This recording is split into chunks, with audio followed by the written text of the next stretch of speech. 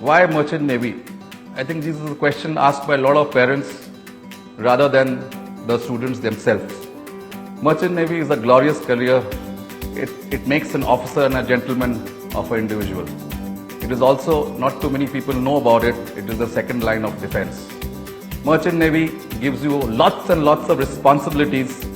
You can imagine at the young age of 30, you are in either a chief engineer or in command of a multi-million-dollar asset carrying multi-million dollars of cargo.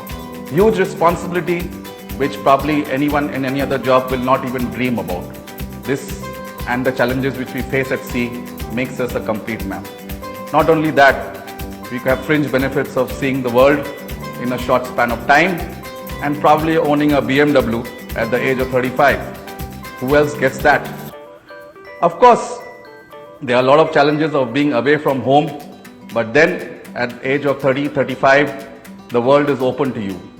You can be a master and chief engineer, and after this, you can take up any job ashore and go to heights of being a ship owner or any other industry also.